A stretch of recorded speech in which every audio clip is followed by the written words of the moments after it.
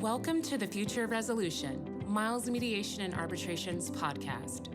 Hello, I'm Marcy Dixon, a co-host of the Future of Resolution podcast, and I'm joined by trailblazing judge, mediator, and arbitrator Susan Forsling. Susan is a full-time mediator and arbitrator, and she has 34 years of courtroom experience as a litigator, an appellate advocate, and state court judge.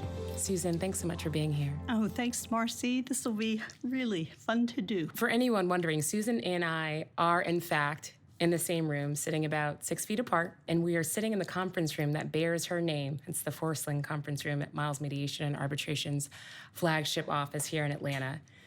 Susan, I wanted to have you on the podcast again because you found a way to keep serving clients throughout this pandemic. And I know it hasn't always been easy. And frankly, your hard work and persistence, it speaks to why you're considered a trailblazer in the field of ADR. So before we get into anything else, I just want to ask, how are you doing? Well, I'm doing so well. I'm happy. I'm like everyone else. I'm concerned about what's going on in our nation for any number of reasons, but I'm just thankful that I have my family, I have my health, and I have my job, and my friends. Yes, it's important to have a community of people. Yeah. When all of this started, this pandemic, we all had to shift and activate the crisis plan, right? We had to very quickly move online and shift from doing in-person mediations and arbitrations to just completely remote. How was that transition for you? Well, at first, I didn't really accept that it was necessary. I think like a lot of people, I viewed this as a snow day, maybe a snow week or two, and then we'd all be back at work. And I remember getting a call from our boss, John Miles, who said to me, Susan, you can do this technology. And I'm thinking to myself, what technology? Sure, John, whatever it takes, I can do it. So after a couple of weeks, really the beginning of April, and it became clear this was not a short-term issue that we would be dealing with, that I knew that I had to get out of my comfort zone, which is always one-on-one with people, and learn technology. And I came from a generation where we didn't have computers when we started practicing law. And so technology is always a challenge, but I decided that if everybody else could do it, I could do it too. And of course, Miles provided the resources, the one-on-one tutoring, the licensing, the platforms, the question and answer, the cheat sheets, if you will. And so now it's become second nature to do it. And you are widely considered to be a Zoom master at this point, right? Oh, let's add that one to the resume. There you go. For whatever it means. Right. But you mentioned like how important that in-person engagement is, to be in front of the clients, to be able to read the room. Based on your experience mediating online and in person, which you have been doing for a while now, what are some of the differences? Well, there's no substitute for in-person communication, in-person rapport, in-person sort of assessment of each other, in-person listening, in-person feeling the temperatures, either from the anger to the regret to the remorse to guilt, all kinds of emotion.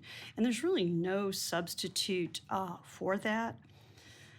But Zoom has been able to accommodate how we do mediation. There's opportunities for everyone to come together with caucus.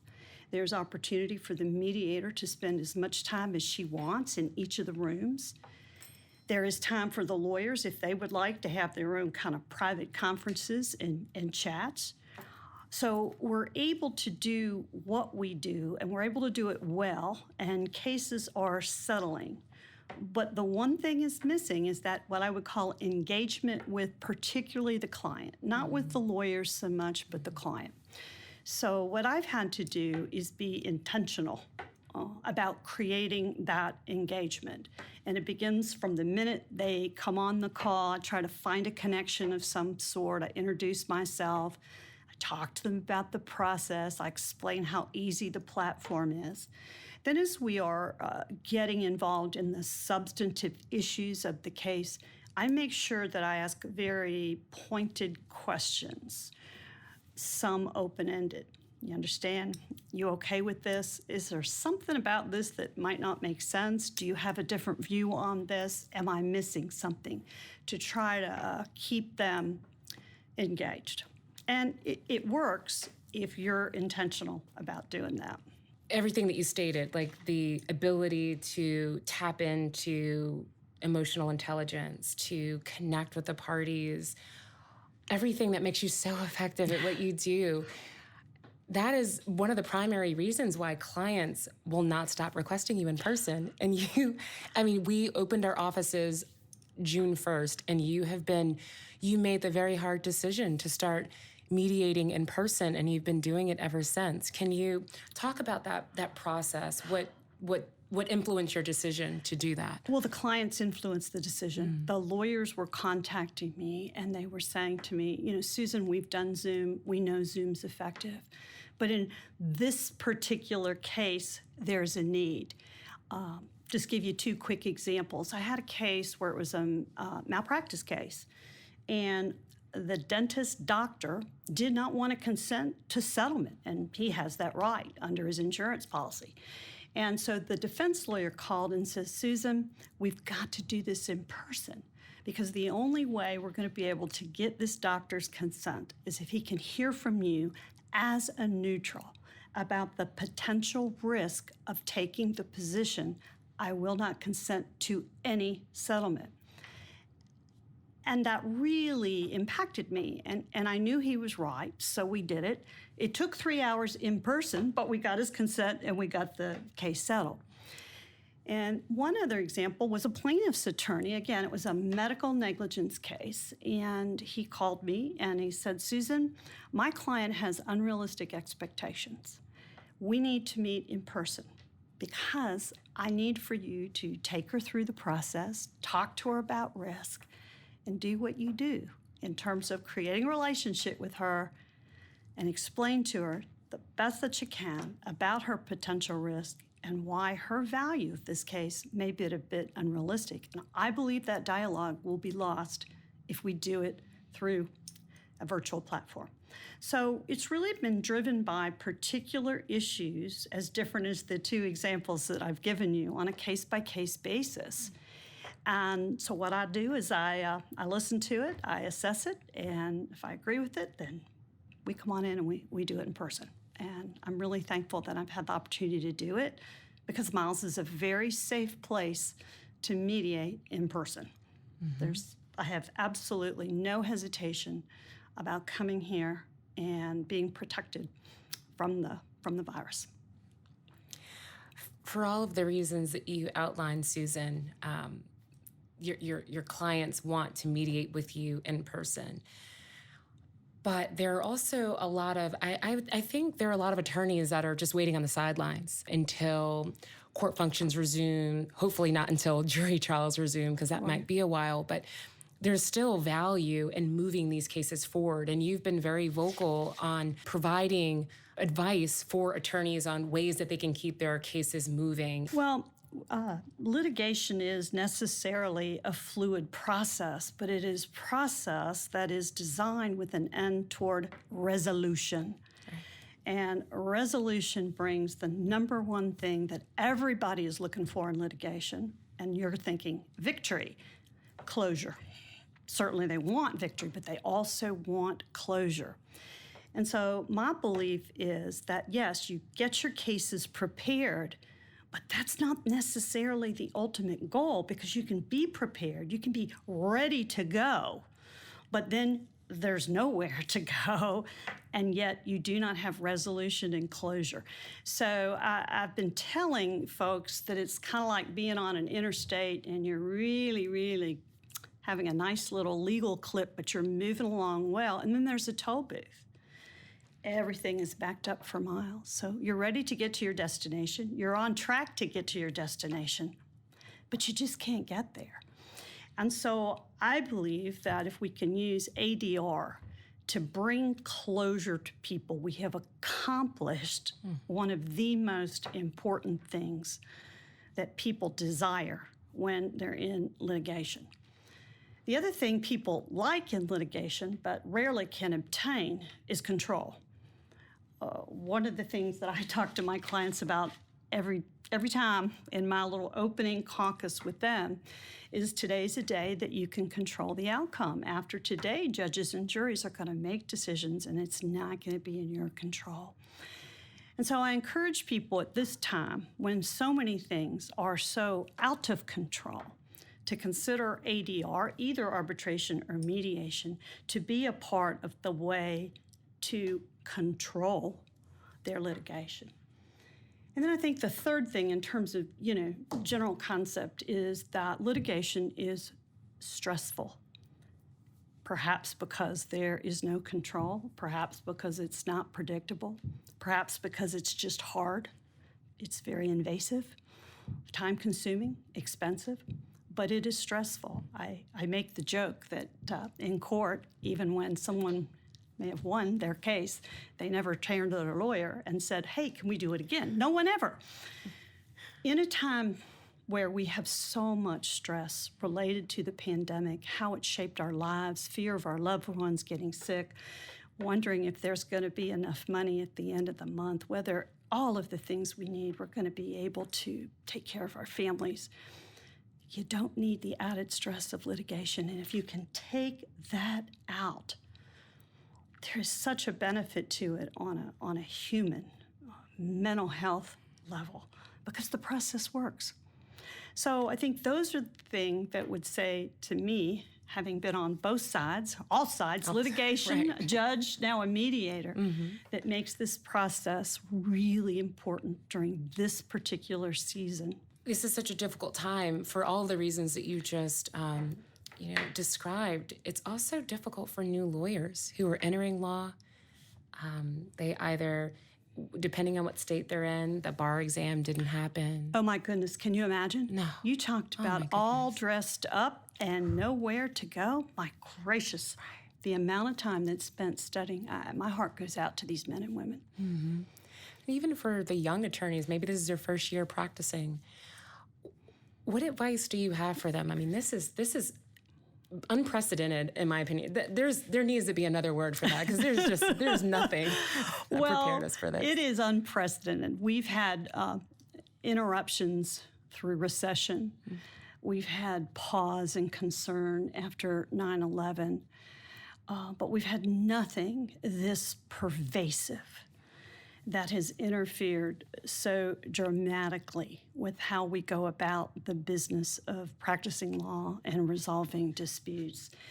But, one of the things about being younger longer and having 4 decades in this business is I have an opportunity to somewhat look back and have a different perspective on things. And so I think the first thing I would tell these young lawyers is you will get through this.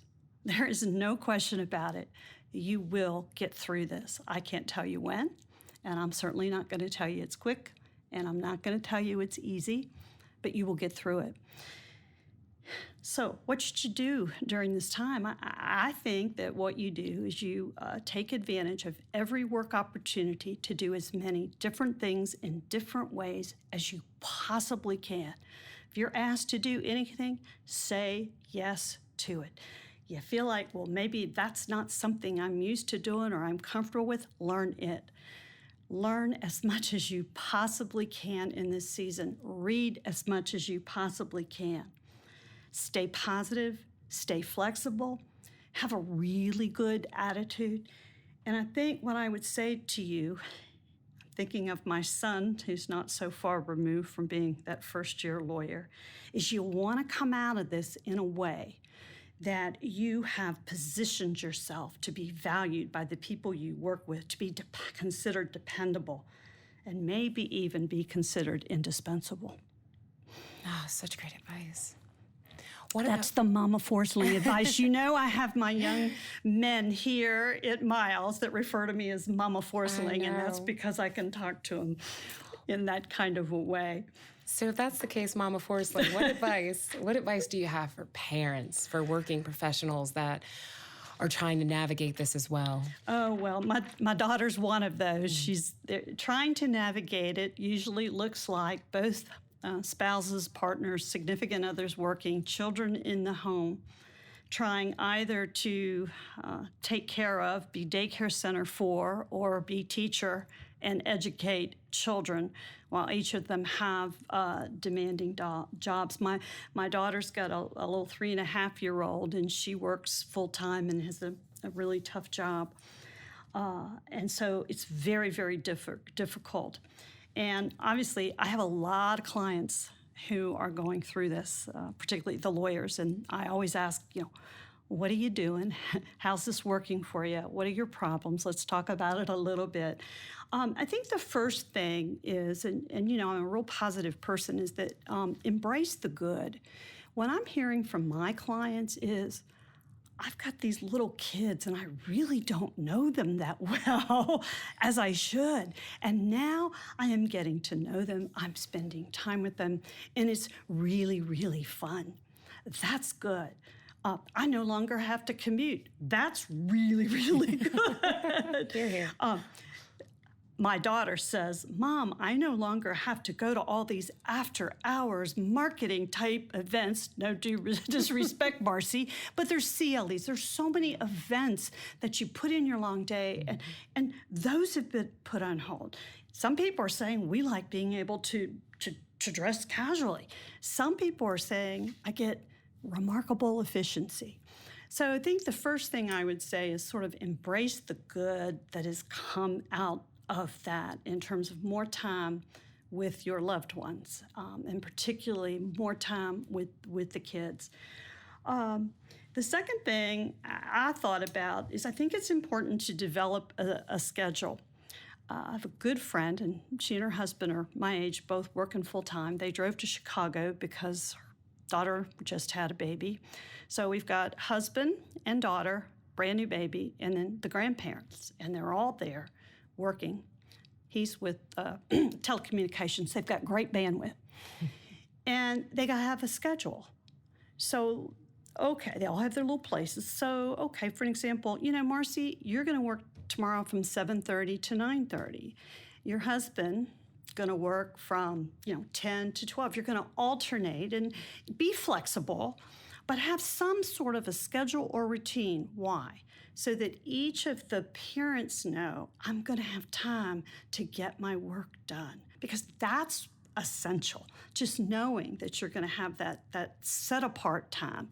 And I know I talked with my daughter about it, and I said, even consider a college babysitter for 3 or 4 hours one morning. It's not that expensive.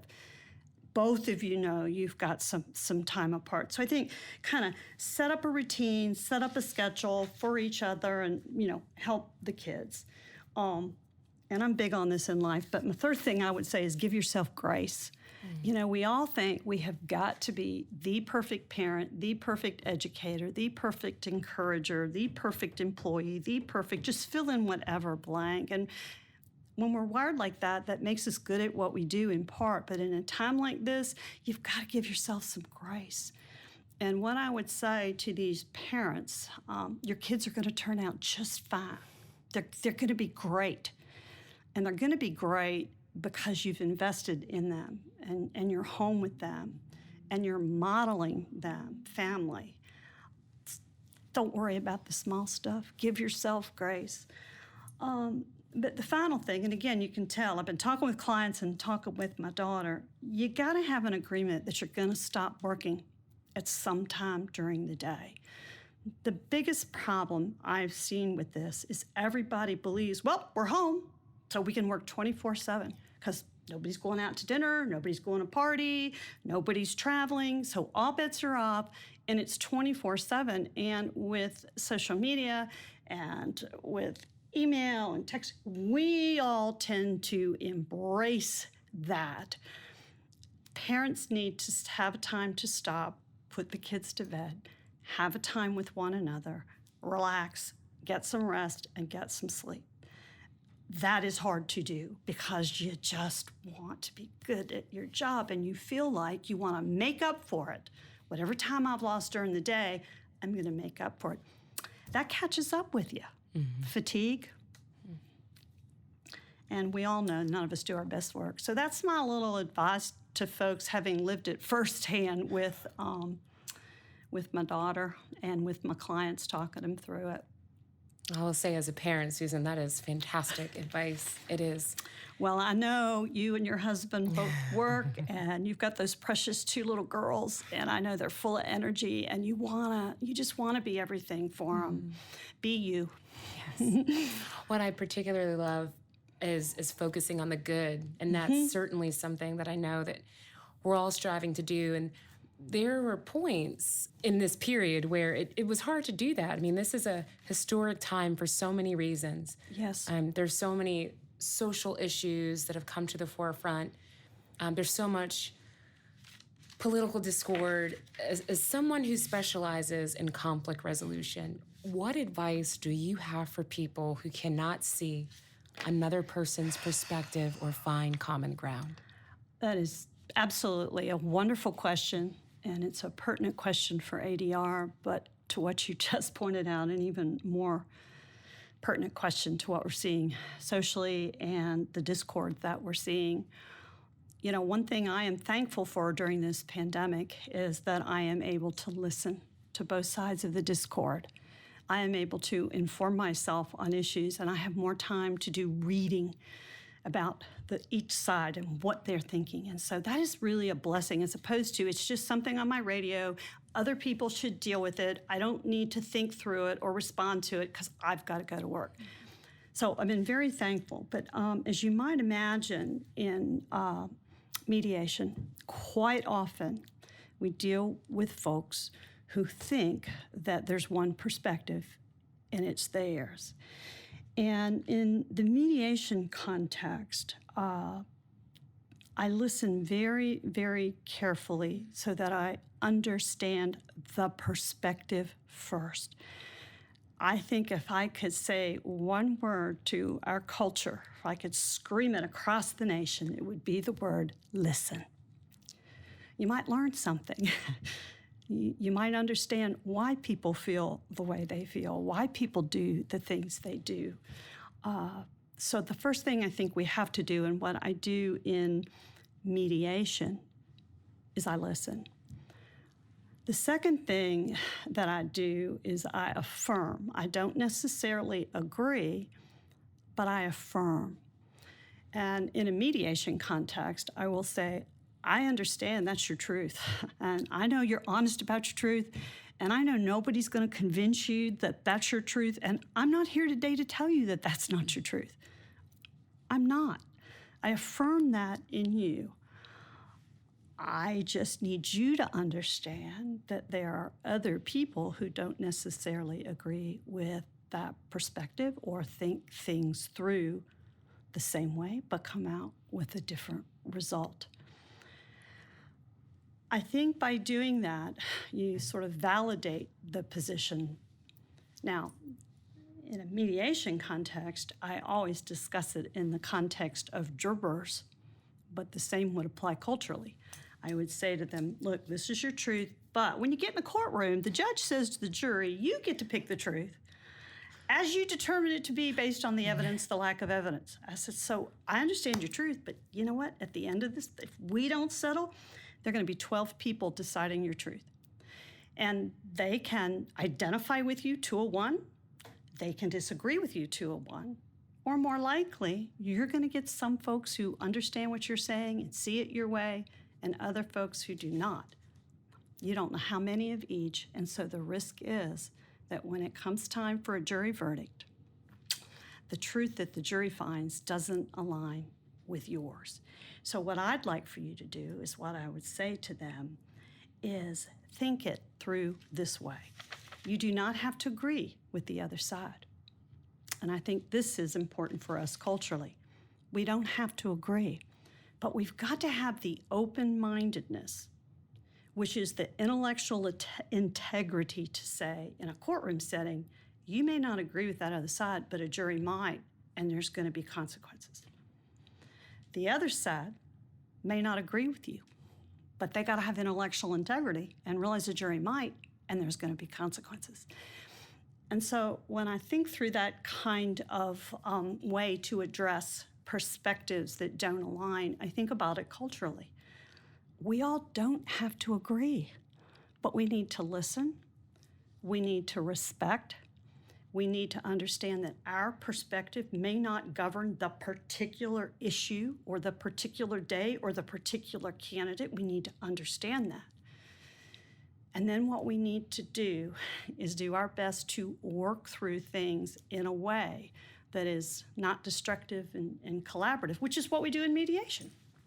So some parallels to the social issues we're dealing with and the discord and the unrest to what we do in mediation. I love always applying like the techniques and the principles of mediation to real life issues. Well, Marcy, when it comes down to it, we are dealing with real life issues in mediation every single day. Yes. Someone's been hurt. Someone lost a loved one.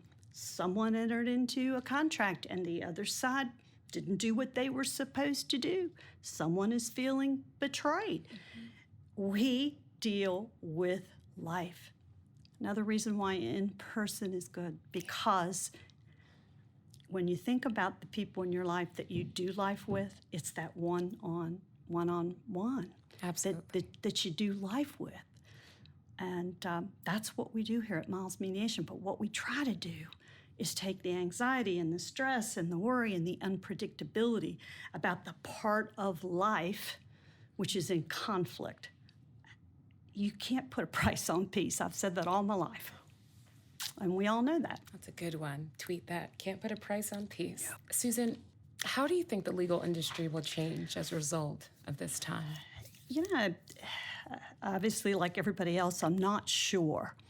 But a few things I believe will change. I believe that virtual platforms are here to stay in any number of platforms. You know, I'm a senior judge, so I stay on the listservs for the state court judges. All of them, everyone I've talked to in person, we are going to use a virtual platform going forward for certain kinds of things. It's here to stay in your courtrooms. Every client I've talked to, lawyers, it is here to stay for depositions. It's going to be. We know in our business it's here to stay in part for conflict resolution. I believe we're going to use it in arbitration. We're going to Zoom in witnesses. I think we might even have people weigh in on Zoom in their expertise for mediation. So it's here to stay, and I think that what everyone agrees to is that this is a valuable tool. Virtual interaction is absolutely valuable. It's absolutely necessity. It can be cost-saving and efficient in so many ways, and how it's applied is really limitless. But I do think we all agree that it has its limitations, and I think we know from this recent webinar that Miles hosted on whether or not virtual jury trials are a go or a no-go. We know that that's where it has to stop and that personal interaction has to take over. So I think how we do things certainly is going to change going forward. How jurors think about things is what I find the most interesting question, and we really don't know until we get back and we start having jury trials. I think they're going to think differently of certain people. Truck drivers, now they're delivering their food. Healthcare workers are now our heroes. Folks who work in senior living facilities, oh my gosh, they're almost on a front line. Those are just some examples. I really believe that jurors are going to have a different perspective on the value of money. Money has become so really precious. I mean, the discussions now about even hundreds of dollars making the difference between families being able to, feed their children and not feed their children, money becomes real. And so I think some of the values will change as jurors begin to embrace money being real, particularly a lot of them having lost jobs, et cetera. So I think that's one thing. What I don't know is whether we will have the same dynamics in building consensus. And I don't know if how much of that is a product of having been socially distant for a long time, or a product of what else is going on culturally. I just don't know. But I can't wait for jury trials to get back so we can start to see those jury dynamics again. Yes. And learn what, if any, changes have come about, and whether they're good, they're bad, or as neutral. It's transforming society and the way we operate and we do business, for sure. And that's why we have to be flexible. And that's why I just love working here. I mean, the flexibility of the leadership team is remarkable. It's, all right, we got to do things a little differently. But we're not just going to tell you, we're going to equip you. We're going to teach you. We're going to walk with you through so that it becomes sort of our new normal that we have adapted to.